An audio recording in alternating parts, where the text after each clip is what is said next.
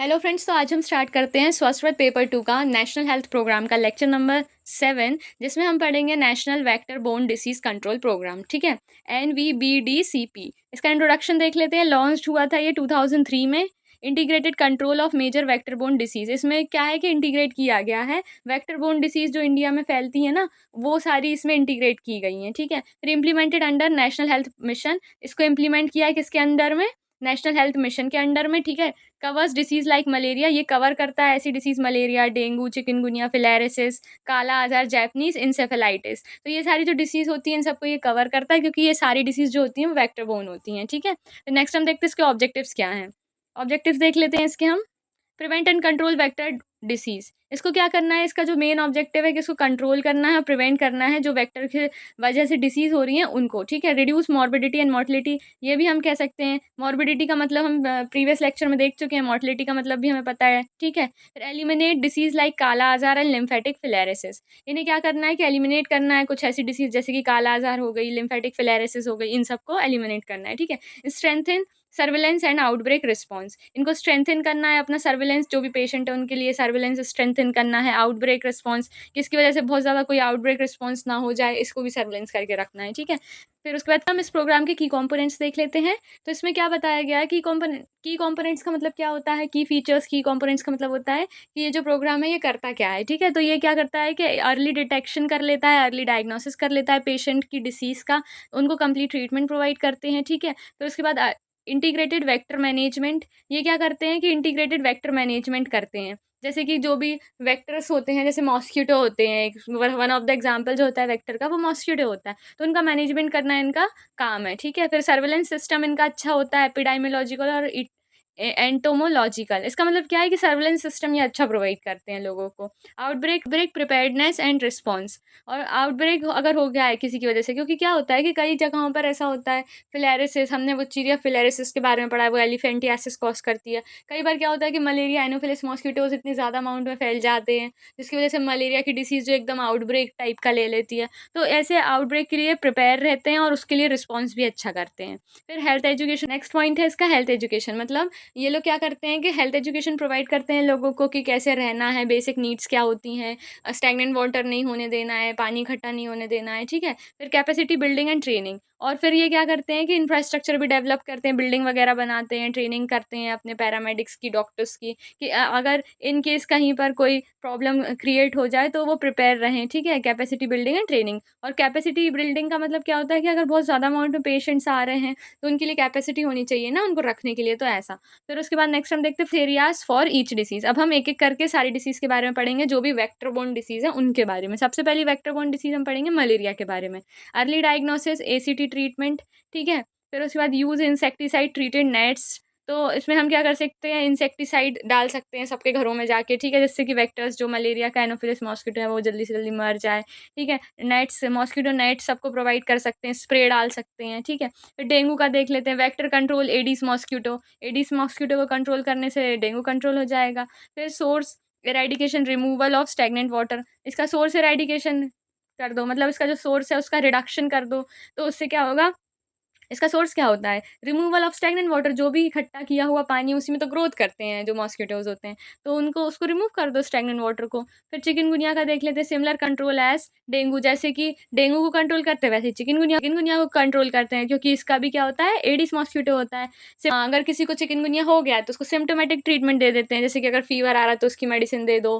ठीक है, हाँ, पेन हो रहा है बॉडी पेन तो उसकी मेडिसिन दे दो, तो इसको कहते हैं सिम्प्टोमेटिक ट्रीटमेंट। फिर लिम्फेटिक फिलेरियोसिस के बारे में पढ़ लेते हैं। Mass drug administration.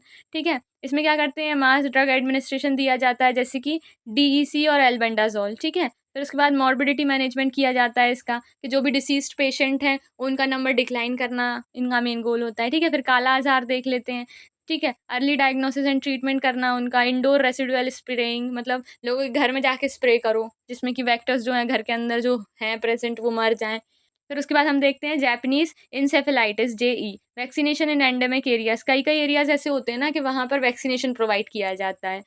वैक्सीनेशन करने से क्या होता है कि ये जो डिसीज़ है वो होती ही नहीं है। Vector control and pig management, इसमें क्या करते हैं, वेक्टर कंट्रोल किया जाता है, मतलब ये जो भी इसका वेक्टर है उसको कंट्रोल किया जाता है और पिग को मैनेजमेंट किया जाता है, पिग का मैनेजमेंट किया जाता है, ठीक है। फिर अचीवमेंट्स क्या हैं इसके, decline in malaria and kalazar cases, malaria और कालाज़ार केसेस में अभी के टाइम पर क्या हुआ है कि डिक्लाइन आया है। प्रोग्रेसिव टुवर्ड्स फिलैरिसिस एलिमिनेशन, और जो भी फिलैरिसिस हैं उनका एलिमिनेशन करने में इनको प्रोग्रेशन मिला है। फिर उसके बाद improve surveillance and outbreak control, ये तो हम समझ ही सकते हैं, सर्विलेंस प्रोवाइड करना।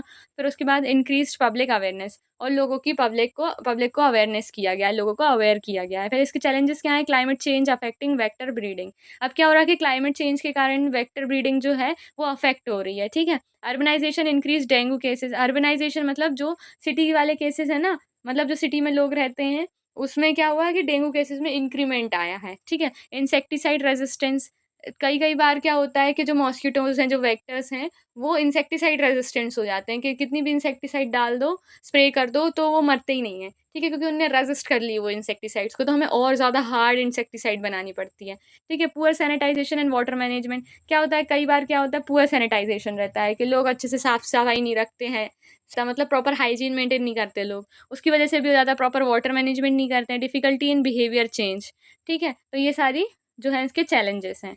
फिर उसमें देखते हैं इस प्रोग्राम के फ्यूचर गोल्स क्या हैं, एलिमिनेट कालाजार और फिलेरियासिस, इनको एलिमिनेट करना है, कालाजार को, फिलेरियासिस को, ठीक है। Reduce burden of malaria and dengue, जो भी इनको इनके ऊपर बर्डन है मलेरिया और डेंगू वाले जो डिसीज़ हैं उनको भी कम करना है इनको, ठीक है। स्ट्रेंथन इंटीग्रेटेड वेक्टर मैनेजमेंट, इनको अपना मैनेजमेंट जो है उसको स्ट्रेंथन करना है। इंप्रूव कम्युनिटी पार्टिसिपेशन, और अपना कम्युनिटी पार्टिसिपेशन को इंप्रूव करना है। इनहैंस अर्ली वार्निंग सिस्टम्स, और इनको अपना अर्ली वार्निंग सिस्टम को एनहांस करना है, क्योंकि अगर हम पहले से ही लोगों को वार्न कर देंगे तो उसकी वजह से क्या होगा कि वेक्टर ग्रो नहीं करेंगे ज़्यादा अमाउंट में, और ज़्यादा ये डिसीज़ जो है वो स्प्रेड नहीं होगी, ठीक है। तो ये सारे इनके फ्यूचर गोल्स हो गए।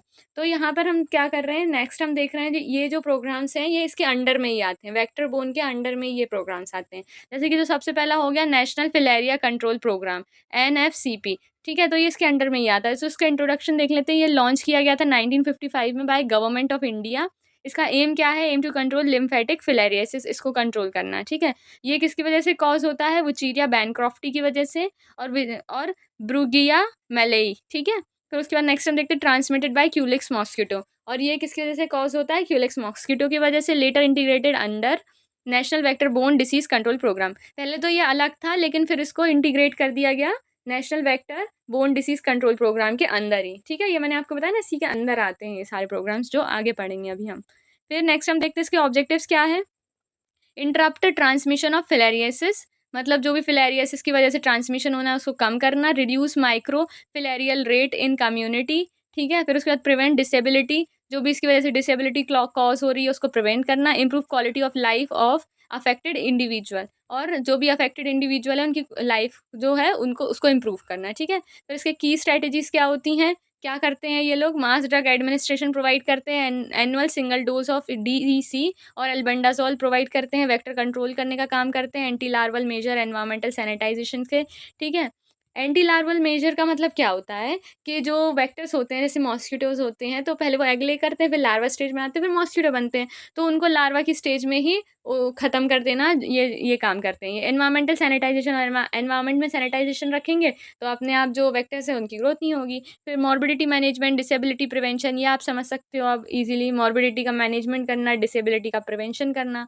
फिर limb care, hygiene, hydrocele surgery, अगर अब प्रॉब्लम हो गई है, जैसे हमने देखा एलिफेंटियासिस में क्या होता है कि लिम्ब में प्रॉब्लम हो जाती है तो उसकी केयर करना, हाइजीन मेंटेन करना, ठीक है। हाइड्रोसील की सर्जरी करना, इसमें हाइड्रोसील की कंडीशन भी आ जाती है इजीली एलिफेंटियासिस में, ठीक है। फिर उसके बाद हेल्थ एजुकेशन प्रोवाइड करना, लोगों को सर्वेलेंस और मॉनिटरिंग करना। फिर हम देखते हैं अचीवमेंट्स क्या हैं इसके। सिग्निफिकेंट रिडक्शन इन माइक्रोफिलेरियल प्रिवलेंस, तो हमने देखा कि सिग्निफिकेंट रिडक्शन आया है जो माइक्रोफिलेरियल से जो डिसीज़ हो रही थी उसमें, ठीक है। Expansion of MDA coverage across endemic districts, तो हमने क्या किया है कि हमने एंडेमिक डिस्ट्रिक्ट्स को भी कवर अप किया है, मतलब जो ये प्रोग्राम है उन्होंने एंडेमिक डिस्ट्रिक्ट को भी कवर अप किया है कि यहाँ तक भी जो ये डिसीज़ है वो स्प्रेड ना हो, ठीक है। कई बार क्या होता है कि कुछ रीजन्स ऐसे रहते हैं वो अलग ही छूट जाते हैं और वहाँ पर ये डिसीज़ स्प्रेड होती रहती है, वहाँ के लोग परेशान होते रहते हैं। तो इनका जो मेन गोल है वो इनका जो मेन गोल था वो यही था कि ऐसे डिस्ट्रिक्ट्स को, ऐसी जगहों को भी ये कवर अप करें जहाँ पर ट्रीटमेंट अच्छे से नहीं पहुँच पा रहा है, सैनिटाइज़ेशन नहीं पहुँच पा रहा है। तो इनका अचीवमेंट क्या है कि इन्होंने ऐसी जगहों को भी कवर अप किया है इस बार, ठीक है? इंक्रीज़्ड अवेयरनेस एंड पार्टिसिपेशन, लोगों को अवेयरनेस प्रोवाइड की, पार्टिसिपेशन किया, ठीक है? प्रोग्रेस टुवर्ड्स एलिमिनेशन गोल, और इन लोगों ने अपना जो इनका जो गोल था ना एलिमिनेशन का गोल, उसकी तरफ इनने प्रोग्रेस की है, ठीक है? फिर इसके प्रोग्राम के चैलेंजेस देख लेते हैं। सबसे पहला है poor compliance with MDA drugs. जो एमडीए ड्रग्स हैं, वो क्या है कि अब इतनी ज़्यादा इफ़ेक्टिव नहीं है डिसीज़ के लिए। ड्रग्स तो दे देते हैं, लेकिन वो अच्छे से क्या है कि वो अच्छे से काम नहीं करती हैं, जिसकी वज़ह से वो जो डिसीज़ है जल्दी से ठीक नहीं होती, ठीक है? फिर persistent transmission in some areas, कहीं-कहीं क्या हो रहा है कि ट्रांसमिशन अभी भी कंटिन्यू ही हो रहा है। Lack of awareness and myths, और क्या है कि कुछ लोगों को अवेयरनेस ही नहीं है, वो मिथ में जी रहे हैं, ठीक है? फिर उसके बाद अर्बन सैनिटाइज़ेशन इश्यू, मतलब क्या है कि अर्बन एरियाज़ में सैनिटाइज़ेशन नहीं है, ब्रीडिंग ऑफ मॉस्किटोज़ अभी भी होती रह रही है, ठीक है? फिर chronic disability management still adequate, और जिसकी वजह क्या होता है कि कभी-कभी ये जो डिसीज़ हो जाती है, उसकी वजह से जो क्रॉनिक डिसेबिलिटी हो रही है, उसका मैनेजमेंट करना थोड़ा-सा इनएडिक्वेट है, अभी और ज़्यादा अच्छा करना चाहिए। तो ये सारे हो गए इसके चैलेंजेस। फिर हम इस प्रोग्राम के फ्यूचर गोल्स देख लेते हैं। एलिमिनेट ऑफ लिम्फेटिक फिलेरियोसिस, इनको एलिमिनेट करना है इस डिसीज़ को। फिर उसके बाद achieve achieve high MDA coverage, इसका मतलब क्या है कि सही अच्छी क्वालिटी की जो ड्रग्स हैं उनको लेकर आना है, जिसकी वजह से जल्दी स्मॉल नंबर ऑफ डोज़ की में ही ये जो डिसीज़ है वो ठीक हो जाए, कम डोज़ में ही जल्दी से ये डिसीज़ ठीक हो जाए, ठीक है? फिर उसके बाद strengthen morbidity management, disability prevention, ठीक है? मॉर्बिडिटी मैनेजमेंट हम समझते हैं कि डिसीज़्ड पर्सन्स को की जो अमाउंट है, जो नंबर ऑफ डिसीज़्ड पर्सन है उसको कम करना, उसका मैनेजमेंट करना, और डिसेबिलिटी ना हो इसका भी ध्यान रखना। Improve community participation and awareness, community को पार्टिसिपेशन करना, अवेयरनेस करना, ठीक है? Enhance surveillance and monitoring system, ये सारी वही चीज़ें हैं, ठीक है? कंटिन्यू। फिर नेक्स्ट हम देखते हैं की कोलैबोरेशन क्या है? Collaboration with World Health Organization, इनको क्या करना है? कोलैबोरेट करना वर्ल्ड हेल्थ ऑर्गनाइज़ेशन से, partnership with National Health Mission for implementation, support from state government and local health workers जैसे कि आशा, ठीक है? Involvement of NGO and community organisation, फिर उसके बाद integration with National vector borne disease control Programme. तो ये सारी चीज़ें हैं जिनसे ये इंटीग्रेट करते रहते हैं। फिर उसके बाद काला आज़ार एलिमिनेशन प्रोग्राम जो है, ठीक है? इसका इंट्रोडक्शन देखते हैं। काला आज़ार जो है वो कॉज़्ड बाय, किसकी वज़ह से कॉज़ होती है? लीशमैनिया डोनोवानी, ठीक है? फिर ट्रांसमिटेड बाय, नेक्स्ट है ट्रांसमिटेड बाय सैंड फ्लाई की वज़ह से ये ट्रांसमिट होती है। एंडेमिक इन बिहार, झारखंड, यहाँ पर ये एंडेमिक है, ठीक है? बंगाल, उत्तर प्रदेश, यहाँ पर ज़्यादातर ये होती है। एलिमिनेशन प्रोग्राम इम्प्लीमेंटेड अंडर, और इसको भी जो इसका एलिमिनेशन प्रोग्राम है, ये इसको भी इम्प्लीमेंट कर दिया इसी के अंडर में, ठीक है? National vector borne disease control programme के अंडर में है ये भी। Religion regional initiative support by World Health Organization, और इसको सपोर्ट किया जाता है बाय वर्ल्ड हेल्थ ऑर्गेनाइजेशन से, ठीक है? फिर नेक्स्ट हम देखते हैं इसके ऑब्जेक्टिव्स क्या हैं। इसको एलिमिनेट करना है काला आज़ार, पब्लिक हेल्थ प्रॉब्लम, ठीक है? Introduce incidence less than 1 case पर 1000 पॉपुलेशन, अगर 1000 पॉपुलेशन है तो इनको 1 केस से भी कम केसेस करने हैं, ठीक है? मतलब इंसिडेंस का रिडक्शन करना है, ठीक है? फिर ensure early diagnosis and complete treatment, जल्दी से डायग्नोस करके जल्दी से ट्रीटमेंट प्रोवाइड करना है। रिड्यूस मोर्टेलिटी एंड ट्रांसमिशन, ठीक है? मोर्टेलिटी मतलब नंबर ऑफ डेथ्स कम करनी है, ट्रांसमिशन इसका कम करना है। फिर उसके बाद की स्ट्रैटेजीज़ देख लें इसकी। Early case detection and complete treatment, early case detection कर लेते हैं और ट्रीटमेंट कंप्लीट कर देते हैं। Use of rapid diagnostic kits, ये यूज़ करते हैं रैपिड डायग्नोस्टिक किट, जिससे जल्दी से डायग्नोस हो जाता है और जल्दी से ट्रीटमेंट स्टार्ट हो जाता है। इफेक्टिव ड्रग थेरेपी देते हैं। फिर इंडोर रेसिडुअल स्प्रेइंग करते हैं। एक्टिव केस रिसर्च इन एंडेमिक एरियाज़, जो भी एक्टिव केस हैं उनको देखना, कि उनका रिसर्च करना कि ठीक है, कोई एक्टिव केस है तो उसको ट्रीटमेंट प्रोवाइड करना, ठीक है? Surveillance and reporting system ICC activities for awareness, ठीक है? इन्फॉर्मेटिव, एजुकेशनल और कम्युनिकेशन एक्टिविटीज़ रखना। फिर नेक्स्ट हम देखते हैं इसके अचीवमेंट्स क्या हैं। Significant decline of kala azar cases का सिग्निफिकेंट डिक्लाइन हुआ है, ठीक है? Many endemic districts achieved elimination target. फिर उसके बाद improve access to diagnose and treatment, diagnose अच्छे से किया है, ट्रीटमेंट अच्छे से किया है। Strengthen surveillance system. चैलेंजेस क्या है? Post kala azar dermal leishmania cases reservoir for infection, फिर इनकम्प्लीट ट्रीटमेंट, ये सारे इसके चैलेंजेस हैं। इनकम्प्लीट ट्रीटमेंट नहीं करना है, मतलब अच्छे से ही पूरा ट्रीटमेंट प्रोवाइड करना है, लोगों को वेक्टर कंट्रोल करना है, पुअर हाउसिंग सैनिटाइजेशन कंट्रोल करना, माइग्रेशन ऑफ एंडेमिक एरियाज़, ठीक है? एंडेमिक एरियाज़ मतलब ऐसे एरियाज़ हैं जहाँ पर ये बीमारी फैल रही है, वहाँ से लोग क्या करते हैं, दूसरी जगह माइग्रेट हो जाते हैं, वहाँ पे भी फैला देते हैं, तो इसको कम करना, ठीक है? फिर इसके फ्यूचर गोल्स क्या है? Sustain elements status in all endemic areas, achieve zero transmission, ठीक है? स्ट्रेंथन पीकेडीएल डिटेक्शन एंड मैनेजमेंट, फिर उसके बाद improve vector control strategies, enhance community participation and awareness.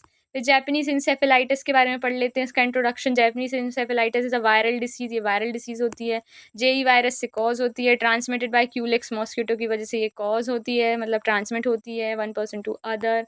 Reservoir host क्या है इसका, पिग और वेडिंग बर्ड्स, ठीक है। जहाँ पर ये जो होस्ट है वो ग्रो करता है, कहाँ करता है, ये पिग्स में करता है और वेडिंग बर्ड्स में। एंडेमिक इन पार्ट्स ऑफ, कहाँ पर ये मिलेगी एंडेमिक, कहाँ है ये, उत्तर प्रदेश, बिहार, आसाम, वेस्ट बंगाल, यहाँ पे, ठीक है। इम्प्लीमेंटेड अंडर, इसको भी इम्प्लीमेंट कर दिया किसके अंडर में, National vector Borne Disease Control programme के अंडर में, ठीक है। फिर नेक्स्ट हम देखते हैं ऑब्जेक्टिव्स क्या है इसके। रिड्यूस मॉर्बिडिटी मोर्टिलिटी, ठीक है, prevent outbreaks, strengthen surveillance and early detection, provide vaccination and endemic areas, ठीक है। इसकी स्ट्रेटजीज क्या है, ये सबको वैक्सीनेशन प्रोग्राम में वैक्सीनेशन प्रोवाइड करते हैं, वेक्टर को कंट्रोल करते हैं, सर्वेलेंस सिस्टम अपना स्ट्रेंथन करते हैं, एक्टिव जो केस है उसका मैनेजमेंट करते हैं, पिग का मैनेजमेंट करते हैं, क्योंकि पिग नहीं रहेगा तो ये जो वेक्टर है ये पिग के ही ऊपर तो ग्रो करता है ना, ये पिग जो होता है इस वेक्टर का होस्ट होता है, तो पिग का मैनेजमेंट कर देंगे तो ये कहाँ पर जाके ग्रो करेगा, ठीक है। हेल्थ एजुकेशन प्रोवाइड करना लोगों को। इसके नेक्स्ट हम इसके अचीवमेंट्स देख लेते हैं। रिडक्शन इन जेई केसेस, मतलब जो जेई केसेस थे उसमें रिडक्शन आया, ये इसका अचीवमेंट है। वैक्सीनेशन कवरेज किया गया, सब जगह वैक्सीन का डिस्ट्रीब्यूशन किया गया,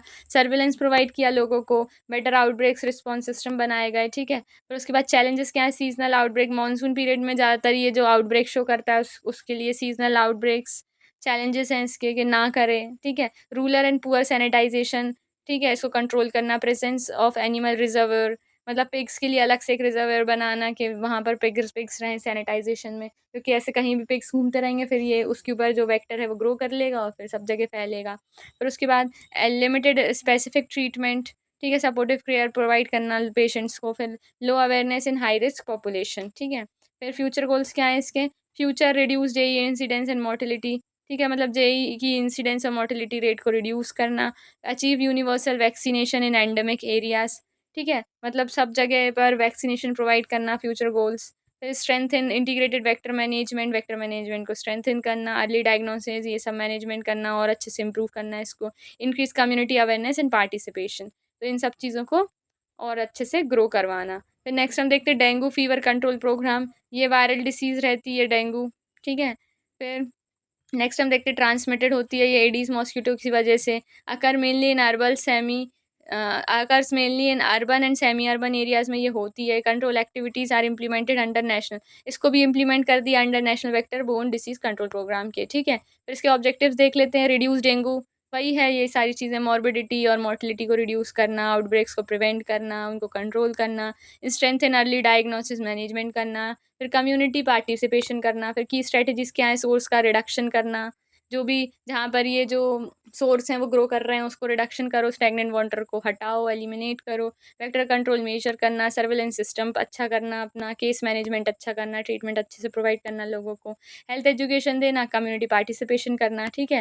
फिर इसके अचीवमेंट्स देख लेते हैं। अचीवमेंट्स ये है कि इन्होंने अपना सर्वेलेंस सिस्टम इम्प्रूव कर लिया, पब्लिक अवेयरनेस करने लग गए ये लोग, केस मैनेजमेंट अच्छा करने लग गए, मोटिलिटी रेट जो है इनका डाउन हो गया। फिर स्ट्रेंथ इन आउटब्रेक्स रिस्पॉन्स, ठीक है। फिर चैलेंजेस इसके भी वही हैं, अर्बनाइजेशन एंड पॉपुलेशन, मतलब जहाँ पर ग्रोथ हो रही है वेक्टर्स की उसको कम करना, rapid urbanisation and population growth. फिर water storage practices, mosquitoes breeding को कम करना, climate change increase mosquitoes density, क्या होता है क्लाइमेट चेंज हो जाता है, मानसून वगैरह आ जाता है तो मॉस्किटो की डेंसिटी बढ़ जाती है। Lack of specific antiviral treatment, ठीक है, कभी कभी क्या होता है एंटीवायरल ट्रीटमेंट जो रहती है वो लैक हो जाती है, कम पड़ जाती है, उसकी वजह से भी आउटब्रेक्स हो जाते हैं। कम्युनिटी कंपाइलेशन इशू, ठीक है। फिर नेक्स्ट हम देखते हैं फ्यूचर गोल्स क्या है। Reduce dengue incidence and mortality significant, वही सारी चीज़ें लिखी हुई हैं यहाँ पर, ठीक है, कंटिन्यूसली रिपीट किया हुआ है। स्ट्रेंथ इन अर्ली वार्निंग, ठीक है, सर्वेलेंस सिस्टम, फिर achieve effective integrated management, urban sanitisation, enhance community participation, behaviour change, develop and expand vaccination strategies, ये वही सारी चीज़ें हैं, ठीक है।